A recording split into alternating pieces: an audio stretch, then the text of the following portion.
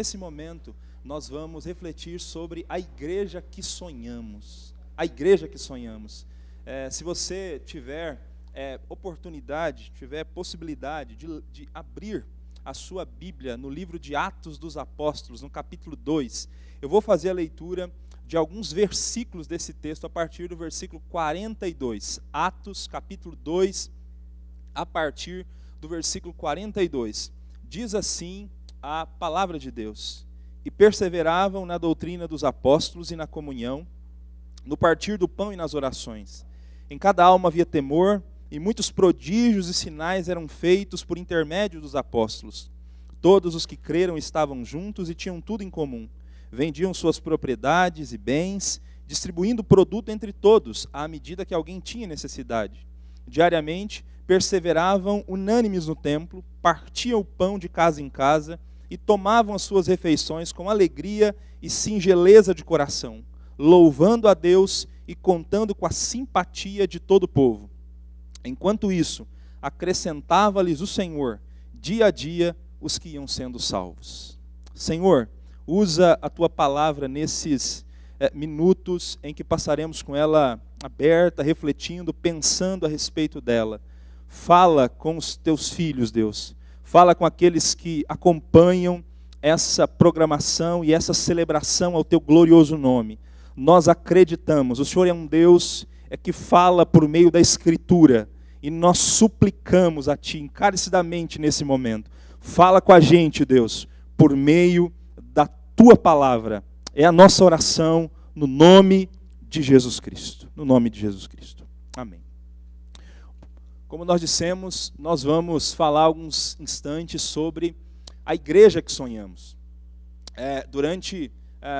Já houve um momento nessa live que nós falamos um pouco a respeito de como chegamos a esses valores: unidade, missão e avivamento. Uma vez que Deus colocou esses valores no nosso coração, mostrou para a gente essas marcas, que são marcas do povo promessista, unidade, missão e avivamento, nós entendemos, a partir desse momento, que todas as nossas ações como diretoria, como liderança da igreja, deveriam ser permeadas por esses valores. Tudo aquilo que a gente fosse fazer e apresentar para o povo promessista deveria estar permeado por esses valores: unidade, missão e avivamento. Já houve um momento também nessa live em que nós somos lembrados aqui a respeito da missão da igreja adventista da promessa, que é adorar a Deus, proclamar Jesus e fazer discípulos no poder do Espírito Santo. Então, à luz da missão que a gente tem como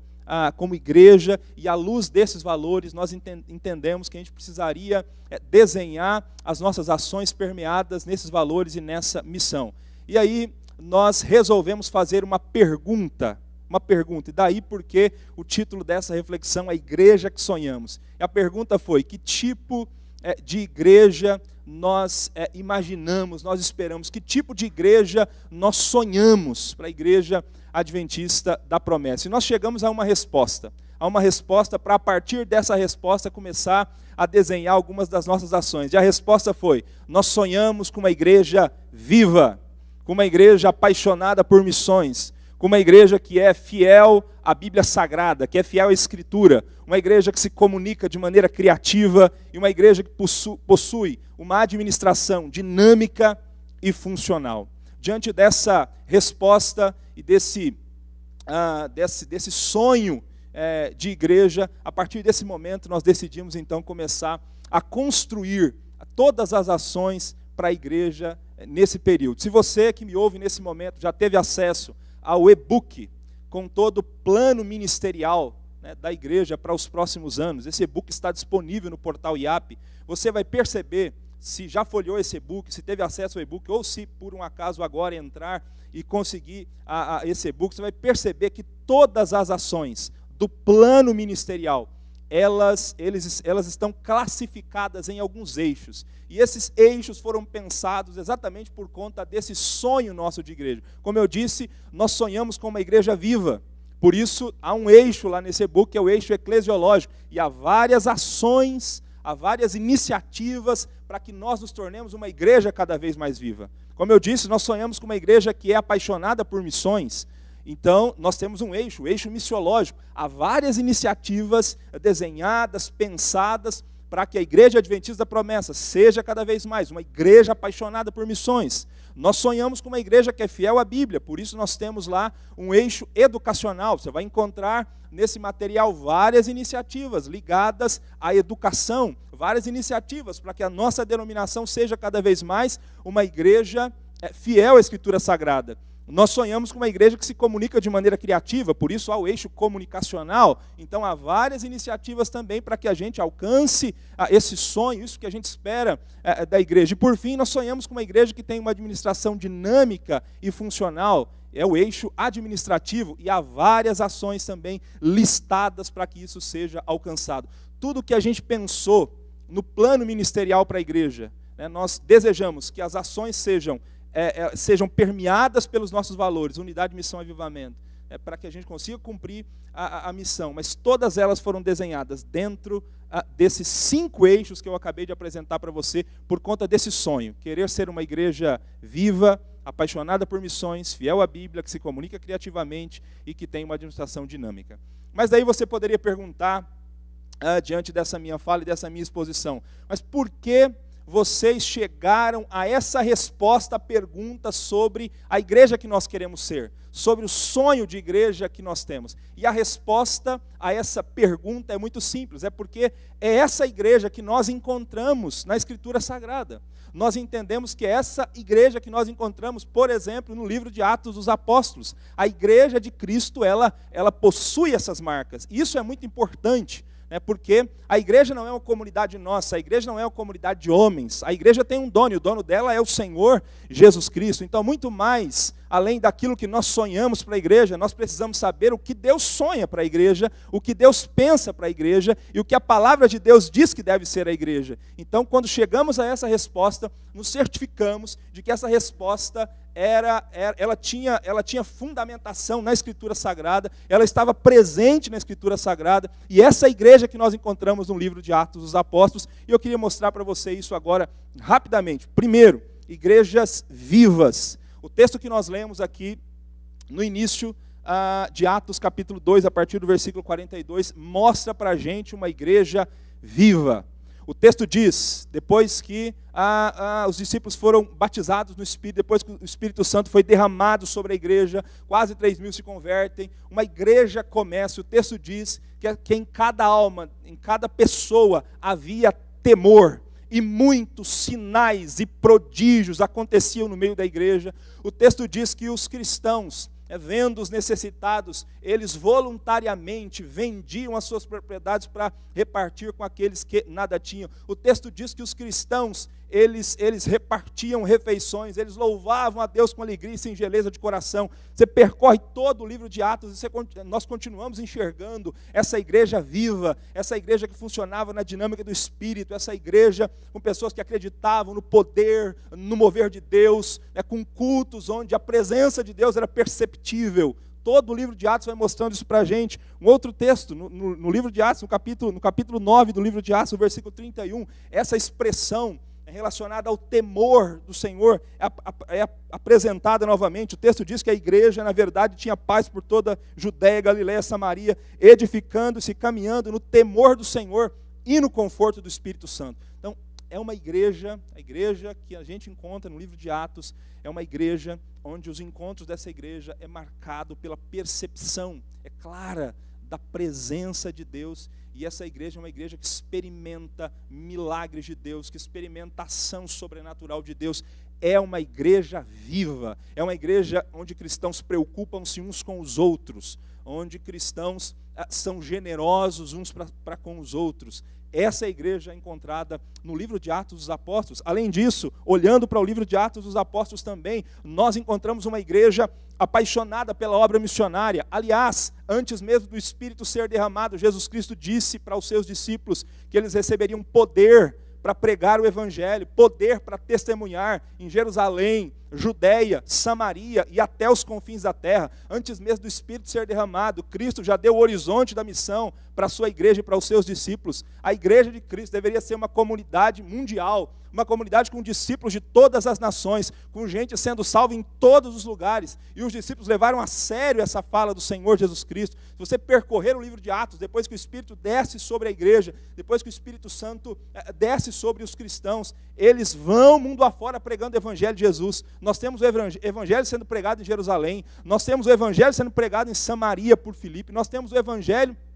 sendo pregado na Judéia, nós temos o Evangelho chegando até os confins da terra. Você pega o livro de Atos termina com Paulo preso em Roma, capital do Império Romano, pregando o Evangelho livremente a todos aqueles que iam naquela casa alugada, onde ele estava preso, mas ali ele ainda tinha liberdade para pregar o Evangelho e continuou pregando o Evangelho do Senhor Jesus Cristo. Nós vemos igrejas comprometidas com a missão no livro de Atos. É uma igreja, eu destaco aqui, capítulo 13 de Atos, a igreja de Antioquia da Síria, que é uma igreja que surge depois que os cristãos são envolvidos numa perseguição em Jerusalém. Os cristãos perseguidos, eles saem mundo afora, chegam em Antioquia, pregam o Evangelho em Antioquia, um avivamento explode em Antioquia, surge uma igreja em Antioquia, e ali o Espírito Santo, capítulo 13, mostra o Espírito Santo pedindo para que se separasse Paulo e Barnabé e Saulo para a obra missionária. E esses dois homens saem pregando o Evangelho de Jesus.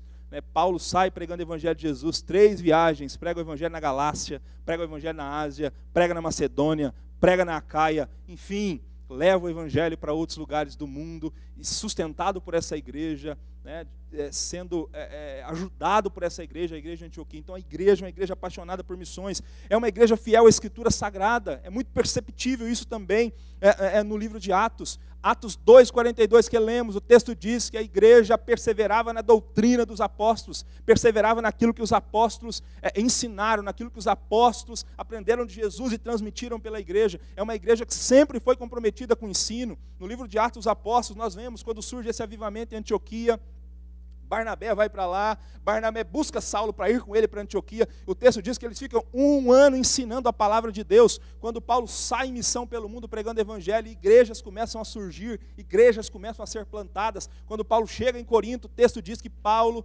ensinou durante 1 ano e meio na cidade de Corinto. Então ele pregava o Evangelho de Jesus Cristo, se preocupava em ensinar cuidadosamente a doutrina, ensinar cuidadosamente a palavra, o Evangelho. Quando ele chega em Éfeso, na cidade de Éfeso, o texto diz que ele ensina durante 2 anos na escola de um tal Tirano. Quando Paulo chega em Roma, depois de 4 anos preso, ele ficou 2 anos preso em Jerusalém, 2 anos preso em Cesareia, ele vai para a cidade de Roma, ele é levado para a cidade de Roma num navio, tem um naufrágio no meio do caminho, mas quando ele chega em Roma é muito interessante. 3 dias depois ele está pregando o Evangelho, e o texto diz que por 2 anos ele recebe gente na casa dele, e durante esses 2 anos ele ensina sistematicamente a Escritura. Ele prega e ensina sistematicamente a Escritura. Então nós temos uma igreja comprometida com o anúncio do Evangelho de Jesus. Eu só queria fazer um destaque aqui, exatamente na escola de Tirano, quando Paulo fica 2 anos pregando ali. O texto diz que ele ficou 2 anos inteiros pregando nessa escola. Há alguns manuscritos que dizem que Paulo pregou o Evangelho nessa escola das 11 da manhã às 16 horas, que eram exatamente as horas do dia em que essa escola não recebia alunos. Ela recebia alunos pela manhã, nas horas frescas, e recebia alunos no final do dia, nas horas frescas. Mas durante essas 5 horas, das 11 às 4 da manhã, Paulo ficou pregando o Evangelho. 2 anos, some 5 horas por dia, vezes 2 anos. Nós temos mais de 3.000 horas de ensino, de Paulo apresentando o Evangelho nessa escola, ensinando sistematicamente o Evangelho nessa escola. É uma igreja comprometida com o ensino, comprometida com a palavra de Deus. É uma igreja que se comunica criativamente. 4º lugar, nós vemos isso também aqui no livro de Atos. Esse nosso sonho de querer uma igreja que se comunica com criatividade, de querer uma igreja que se comunica de maneira contextual. É possível perceber isso também dentro do livro de Atos, capítulo 17, por exemplo, quando Paulo está pregando o Evangelho na cidade de Atenas, e ele pregou o Evangelho no Areópago, pregou o Evangelho para os sábios e entendidos ali da cidade de Atenas. Paulo prega o Evangelho, Paulo fala sobre o Senhor Jesus, mas Paulo mostra para a gente a importância de conseguir fazer pontes com a sociedade, pontes com o nosso contexto na hora de pregar o Evangelho. Por exemplo, ele fala sobre Deus, ele fala sobre Jesus, mas ele cita 2 poetas gregos, 2 filósofos gregos, que escreveram poemas a respeito de Zeus. E Paulo cita 2 trechos desses poemas que originalmente se referiam a Zeus, e ele aplica essas falas ao Deus das Escrituras Sagradas. Por que ele faz isso? Ele está fazendo pontes, ele lia, era uma pessoa que conhecia a literatura da sua época e aproveita as pontes possíveis para pregar o Evangelho. Ele cita Epimênides, ele cita Áratos, o próprio fato de Paulo pregar na escola de Tirano. Quem era Tirano? Tirano era professor de retórica, Tirano era professor de filosofia, a escola dele era uma escola de filosofia, era uma escola de aritmética, e Paulo usa um espaço, uma janela dessa escola, do auditório dessa escola, para ensinar o Evangelho do Senhor Jesus. Alguns dizem que talvez ele alugava essa escola para filósofos, para as pessoas palestrarem nessa escola, e Paulo usou durante 2 anos esse espaço. Não é à toa que o texto diz que toda a Ásia ouviu falar do Evangelho do Senhor Jesus. Nós sonhamos com uma igreja que é relevante na sociedade, uma igreja que conhece aquilo que está acontecendo na sociedade, que consegue fazer pontes significativas para pregar o Evangelho do Senhor Jesus. Por fim, administração dinâmica, olhando para a igreja de Jesus, no livro de Atos dos Apóstolos, é possível perceber uma igreja que é marcada por espontaneidade, uma igreja de cristãos que se reúnem nas casas, de cristãos que compartilham refeições, mas uma igreja organizada. Aos poucos, enquanto os anos vão passando e a igreja vai crescendo, é possível perceber a igreja se organizando, é possível perceber uma igreja organizada, uma igreja que conta seus membros, uma igreja com liderança formalizada. Surgem presbíteros, surgem diáconos que são eleitos nessas igrejas. Quando a igreja surge em Antioquia, nós vemos a igreja de Jerusalém enviando Barnabé para dar uma olhada em como está a obra em Antioquia. Nós vemos aos poucos essa igreja tomando corpo, se organizando, mas mesmo organizada, mesmo a igreja administrativamente funcionando, né, e tendo princípios administrativos por trás do desenvolvimento da igreja, ainda assim, essa administração era uma administração funcional. Você percebe na igreja, percebe olhando o livro de Atos dos Apóstolos, que essa administração não era algo que sufocava a missão.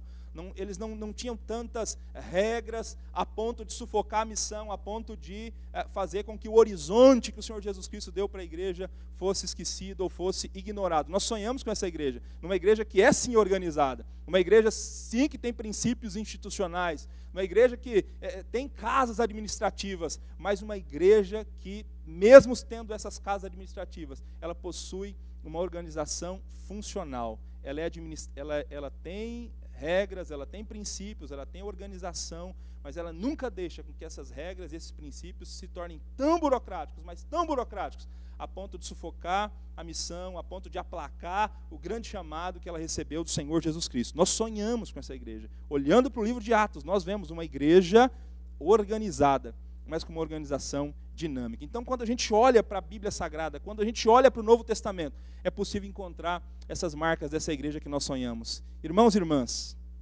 aqueles que nos acompanham até agora, aqueles que até esse momento estão nessa live, esse é o sonho que a gente tem para a igreja. Tudo que a gente desenhou, nosso plano ministerial, tem como base esse sonho. Nós queremos uma igreja viva. Nós sonhamos com uma igreja viva. E nós temos certeza que Deus também sonha com uma igreja viva. E nós gostaríamos de convidar você para sonhar com a gente. Nós sonhamos com uma igreja apaixonada por missões. Nós sonhamos com uma igreja que é fiel à Bíblia Sagrada, que é fiel à Escritura Sagrada. Nós sonhamos com uma igreja adventista da promessa, sim, cada vez mais fiel à Bíblia Sagrada. Nós sonhamos, irmãos e irmãs, nós sonhamos, você que nos acompanha até aqui, com uma igreja que se comunica de maneira criativa e contextualizada. Nós sonhamos com uma igreja que tem uma administração dinâmica, que tem uma administração funcional. E o nosso grande desafio e desejo hoje, já caminhando para a parte final dessa super live, é convidar você a sonhar com a gente. Sonha com a gente essa igreja. E não somente a sonhar. Nosso grande desafio nesse momento é convidar você a arregaçar suas mangas. Você que é promessista, você que foi salvo pelo Senhor Jesus Cristo na Igreja Adventista da Promessa. Nosso grande desejo é convidar e desafiar você a sonhar com a gente e a trabalhar para que a gente tenha uma igreja assim. Essa é a igreja que o Senhor Jesus Cristo deseja, é a igreja que nós encontramos no livro de Atos dos Apóstolos. Nós amamos essa igreja, irmãos. Nós amamos. a Igreja Adventista da Promessa. Na live que fizemos na quinta-feira, o pastor Adelmilson disse que ele é crente Adventista da Promessa de berço. Nós também somos. Nós também aprendemos a amar o Senhor Jesus nessa igreja. Amar o Senhor Jesus nessa igreja. Faço parte de uma terceira geração de Adventistas da Promessa. Meu avô, já falecido, já com custódio, ouviu o Evangelho de Jesus de um patrão dele, que era membro da Igreja Adventista da Promessa. Se rendeu a Cristo, e mesmo sem saber ler, mesmo analfabeto, nunca deixou de pregar o Evangelho de Cristo Jesus. E na cidade que a gente morava, em Limeira do Oeste, interior, Triângulo Mineiro, interior de Minas Gerais, uma cidade pequena, até hoje uma cidade pequena. Ali ele construiu uma igreja adventista da promessa, pequena, sem muita estrutura, mas foi nessa igreja, foi ali nessa igrejinha em Limeira do Oeste que eu tive contato pela primeira vez com uma comunidade cristã, que eu comecei a ter percepção do que era uma comunidade cristã. Foi ao relento de uma sala de crianças improvisada que a gente começou a ouvir as histórias sobre Jesus, as histórias sobre o Evangelho do Senhor Jesus Cristo. Desde lá, a gente aprendeu a amar essa igreja e continua amando essa igreja até o dia de hoje. Essa é a igreja que a gente ama, que está no nosso coração. Por isso que a gente continua sonhando e tendo muita esperança. E nós sabemos que Deus quer fazer muitas coisas através da Igreja Adventista da Promessa. Nós sonhamos com essa igreja. Eu sei que Deus pode usar você para que essa igreja que nós estamos falando aqui seja uma realidade em todos os lugares. Continue sonhando com a gente. Continuemos buscando a Deus, povo promessista, para que o Senhor Jesus nos abençoe e nos ajude a ser essa igreja. Uma igreja viva, uma igreja fiel à Escritura, uma igreja apaixonada por missões, uma igreja que se comunica criativamente, uma igreja com uma administração dinâmica, que o Espírito Santo, que sempre acompanhou a Igreja Adventista da Promessa, que esse Espírito use a cada um de nós, mova a cada um de nós, para que isso seja uma realidade. Deus te abençoe, no nome de Cristo Jesus.